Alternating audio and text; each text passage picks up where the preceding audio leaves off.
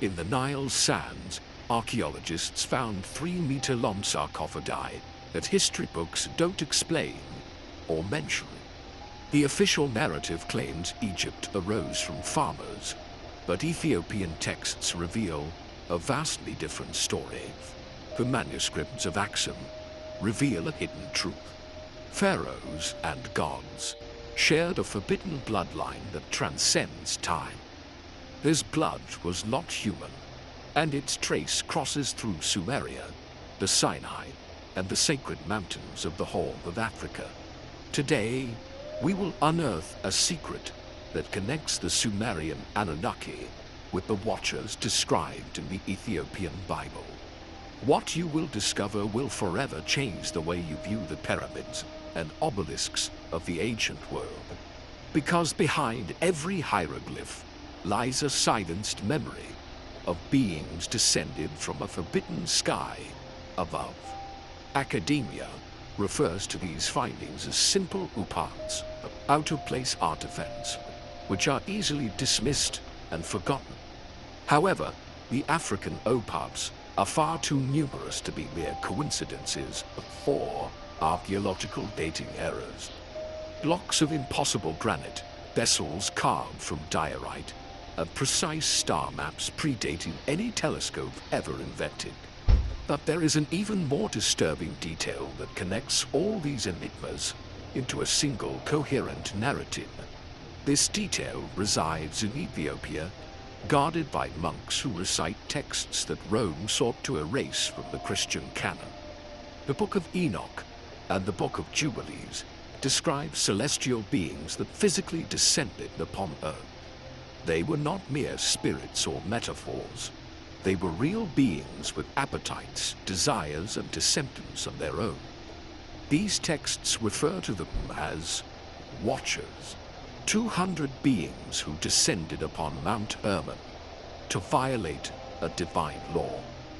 The question that few dare to ask is why only Ethiopia preserved this dangerous version of the story intact.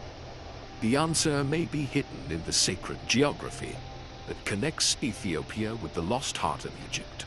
Because the Nile civilization did not arise from nothing, as if it spontaneously sprouted amidst dunes and palm trees. Its complexity, perfect hieroglyphs, and precise astronomy suggest a heritage that predates it.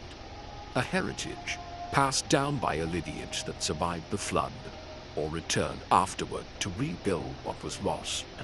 This lineage, according to Ethiopian texts, was that of the giants, the offspring of the Watchers, and mortal women. And here begins the true mystery that official history has chosen to bury under 7 layers of silence. Let us now compare the two traditions that seem to tell exactly the same story from different latitudes. In Sumeria, the tablets speak of the Anunnaki, those who came from heaven to earth, according to their translation. In Ethiopia, the Watchers descend from the sky upon a sacred mountain to teach and reproduce with humans. Both traditions agree on the number, the hierarchy, and the conflict that erupts between the newcomers and the locals. Both describe a rebellion, a transgression of celestial laws, and a genetic mixing with the human race. Are we facing two ancient peoples that invented the same myth? Or are we witnessing two witnesses to the same event? The coincidence is too precise to be casual, too detailed to be a simple cultural borrowing or exchange. The Anunnaki arrived, according to Sitchin, seeking gold in a region that the Sumerians called Absu, the abyss. That Absu was located in the south, in deep lands that today we identify with Eastern and Southern Africa. Interestingly, ancient Kush mentioned in the Bible precisely occupied Ethiopia, Sudan, and gold-rich areas. Kush was famous for its gold, for its inexhaustible mines, and for a wealth that astonished even King Solomon. The Queen of Sheba, hailing from that region, arrived in Jerusalem with amounts of gold, that seemed supernatural. What if that gold was not mere ornamentation, but the spoils of a mining operation initiated thousands of years earlier? The Watchers, according to Enoch, taught humans how to extract metals and work gold using secret techniques. The same mining technology appears in Sumerian legends, attributed directly to the original Anunnaki beings. Three distinct traditions, Sumerian, Hebrew, and Ethiopian, point to the same place, the same metal, the same motive. And all indicate that this activity was directed by superior beings, whom humanity confused with gods. Genesis 6 refers to them as the sons of God, B'nai Elohim, a phrase that in Hebrew never means mere angels. The Sumerians called them Anunnaki, the princely descendants of An, the supreme god of the highest heaven. The Egyptians referred to them as Neteru, the divine watchers, a word that shares roots with the Ethiopian term. Three cultures, three languages, three geographies, but one single identity hidden behind different masks. If we accept this convergence, then the gods of Pharaonic Egypt were not spiritual abstractions at all. They were distorted memories of physical beings who ruled, taught, and then disappeared from the human horizon.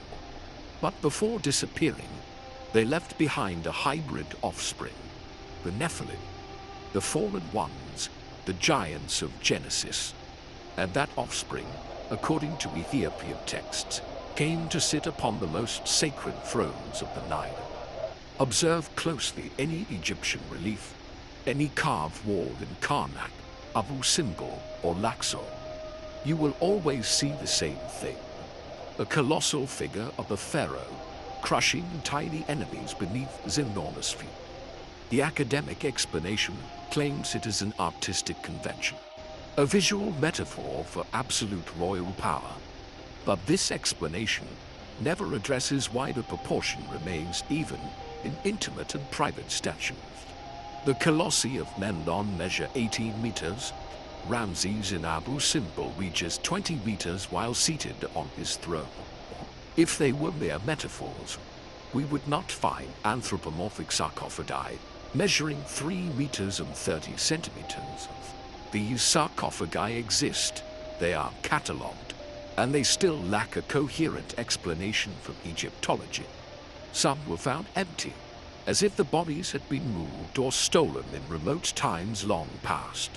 Others contained remains that, according to leaked reports, showed bone anomalies compatible with gigantism. The Ethiopian rival describes giants of enormous height, capable of devouring the produce of entire villages.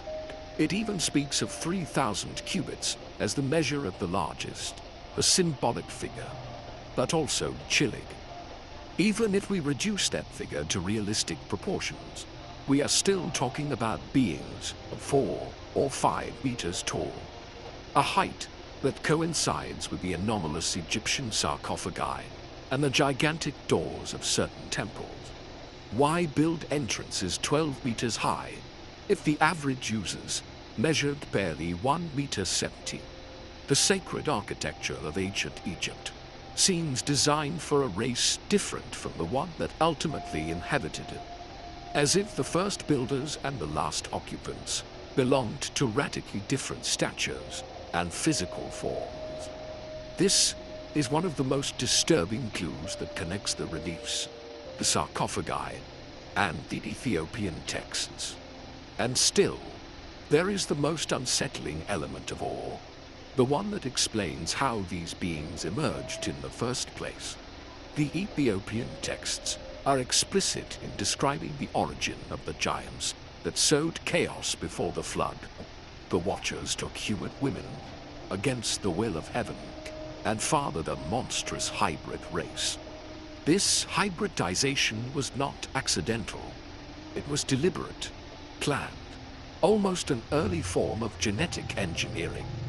The Sumerians narrate the same when they speak of how the Anunnaki created the Adamo, by mixing their essence with clay. Clay, in symbolic language, represents the primitive biological matter upon which something new was introduced. Something that added height, intelligence, longevity, but also pride, violence, and an insatiable thirst for power. These traits define exactly the divine pharaoh, the demigod, the king who proclaimed himself the sun over sun. Egyptian royalty did not consider themselves human. They regarded themselves as direct descendants of the original Nephilim. Royal blood could not mix with the common folk, which is why they married among brothers for entire generations. This biologically disastrous endogamy only makes sense if it protected a very specific genetic lineage. A lineage that had to be kept pure at all costs, even if it produced diseases, deformities, and dynastic madness. The Watchers, according to Enoch, also taught the arts of mixing, the enchantments, and manipulation. Forbidden knowledge that heaven never wanted humanity to possess, because it altered the natural order.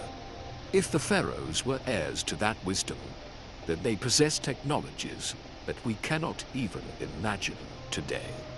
And here enters another fundamental pillar of the enigma, the impossible technology of ancient Nile civilization. Enoch recounts that the Watchers taught men astronomy, geometry, and celestial movements with great precision. This sacred information was transmitted to the Egyptian priests, the guardians of the stellar temples of the Nile. The Great Pyramid of Giza is aligned to true north with a precision of 3/67ths of an arc degree. No modern civilization can match that precision without laser instruments and geostationary satellites. The ventilation shafts of the king's chamber point exactly toward Orion and Sirius, with no perceptible error. Orion, in Egyptian mythology, was Osiris, the god who descended from heaven to teach civilization to mankind. Sirius was Isis, his celestial consort, and together they represented the primordial couple that originated divine royalty. Is it a coincidence that these stars are also central in the ancient Sumerian, Dogon, and Ethiopian cosmologies? The Dogon people of Bali knew the invisible orbit of Sirius B centuries before science confirmed it. They claimed that their ancestors received this knowledge from the Nommo, amphibious beings descended from the sky. The Nommo coincide point by point with the Sumerian description of Olans, the amphibious messenger of the Anunnaki. And Oans coincides with Enki, the Sumerian god who taught civilization, writing, and agriculture to humans. The chain of identities is unbroken, crossing continents, languages, and millennia without losing coherence. But astronomy was not the only forbidden gift transmitted by these celestial visitors to humanity. They also taught, according to Ethiopian texts, how to manipulate sound, vibration, and material frequency. This teaching would clarify the long-standing mystery of how ancient Egyptians transported massive megalithic blocks. We are talking about blocks weighing 200, 300, even 800 tons, placed with millimeter precision. Official theories speak of ramps, wooden rollers, and crowds of workers pulling with ropes to move these massive stones. However, no modern experiment has managed to replicate the transportation of a 100-ton block in this manner. Ancient Coptic texts speak of priests who recited words of power to make the stones float effortlessly. Medieval Arab accounts describe how the high priest struck the rock with a resonant magical rod to achieve this. Today we would call this advanced acoustics, sonic levitation, and manipulation of specific resonant frequencies. Recent experiments with focused ultrasound have managed to levitate small objects in modern laboratories. If the Watchers truly mastered this technology, moving obelisks weighing 1,000 tons would have been almost trivial. And this would explain why, after the pre-dynastic period, no one ever built with that same mastery again. The sacred technology was sealed, buried in secret temples, transmitted only to very select initiates. When the last initiates died, the knowledge was lost, and only the mute stones remained as witnessing. But there is one figure that crosses all traditions and seems to have been the guardian of these secrets. In Egypt, he was called Thoth, the long-headed ibis, divine scribe and custodian of celestial wisdom. In Ethiopian and Hebrew tradition, he is called Enoch, the antediluvian patriarch who walked with God and did not die. Enoch was taken to heaven alive, according to the Book of Jubilees, to learn the secrets of cosmic order. He received tablets of angelic wisdom, which he later wrote down and shared with his children before the flood. Thoth, in Egypt, also possessed emerald tablets where the knowledge of the gods was inscribed in detail. Both are scribes, both are mediators between heaven and earth. Both are immortal or nearly immortal beings. The identification between Thoth and Enoch has been defended by Hermeticists, Gnostics, and the early Ethiopian fathers. This is not a modern invention. It is a continuous tradition that crosses Egypt, Ethiopia, Israel, and Hellenistic Greece. If Enoch and Thoth are indeed the same figure, then the Book of Enoch is also a camouflaged Egyptian text, and the Ethiopian Bible becomes the only surviving window into the lost wisdom of the deep Nile. A wisdom that Rome tried to erase, that Byzantium condemned as apocryphal, and that only Aksum managed to preserve. Aksum, the capital of the ancient Ethiopian kingdom, guards traditions that no other Christian church maintains intact. There, according to tradition, rests the Ark of the Covenant, bought by Menelik, son of Solomon, and the Queen of Sheba. The Ark itself was an advanced technology, a box capable of killing anyone who touched it without priestly authorization. A description that unsettlingly resembles an electrical or radioactive device more than a sacred piece of furniture. What if the Ark was also a legacy from the Watchers, an instrument for communication with the lost evidence? The question remains open, but the invisible thread connecting Egypt, Ethiopia, and Sumeria never completely breaks. However, all this celestial glory was destined for a tragic end foretold from the very beginning.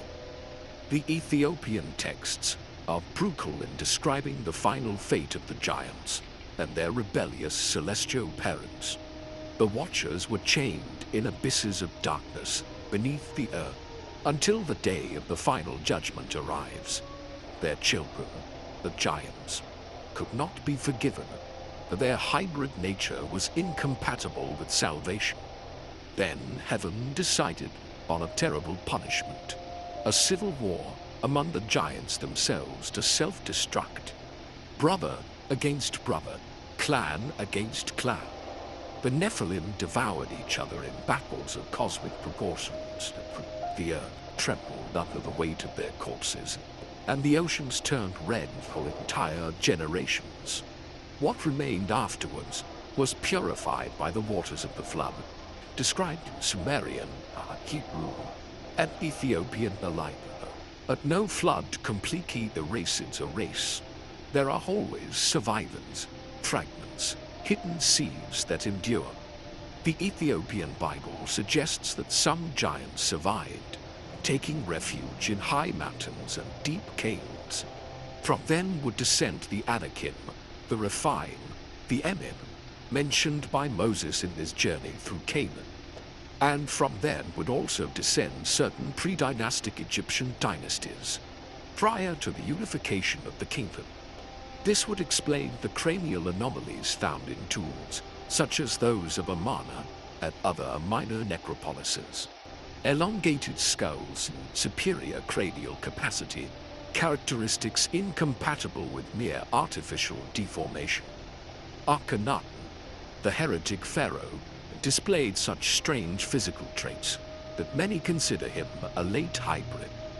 His elongated head, asymmetric face and tall stature all coincide with the descriptions found in ancient Ethiopian texts. Was Akhenaten the last attempt to restore the original lineage of the Watchers upon the throne of the Nile? His monotheistic revolution could have been a return to the primordial religion that preceded Egyptian polytheism. The religion of a single celestial god, vaguely remembered as the father of the Watchers in Ethiopian texts. If this is true, then Akhenaten was eliminated precisely for trying to reveal too much to the common people. His name was erased, his statues destroyed, his temples demolished, his followers scattered, and silenced. A damnatio memoriae that only applies to those who have touched truths too dangerous to circulate freely. And after Akhenaten, Egypt entered a decline from which it would never fully recover as a civilization, as if the vital force of the ancient lineage had definitively exhausted itself with that last visionary pharaoh. But the blood, the Ethiopians say, never completely extinguishes. It only dilutes and waits for the right moment. There are current African populations with extraordinary heights that anthropology cannot fully explain. The Dinka of Sudan often exceed 2 meters on average, without a known exact genetic cause for this phenomenon. The Tutsi of Rwanda and Burundi also present an anomalously elevated stature compared to neighboring peoples. The Watutsi in particular were described by European explorers as dark-skinned giants with innate nobility. Are these peoples diluted descendants of that antediluvian lineage mentioned in the sacred texts? Modern genetics has found in some African groups sequences that do not appear in any other population. Archaic sequences predating human migration out of Africa, whose origin remains an open enigma. Some researchers speak of a ghost population, an ancient group now vanished, but genetically real. Could that ghost population be the biological trace of the hybrids described by Enoch and the Jubilees? Science still does not dare to openly formulate this question, but the data seems to push it toward that conclusion.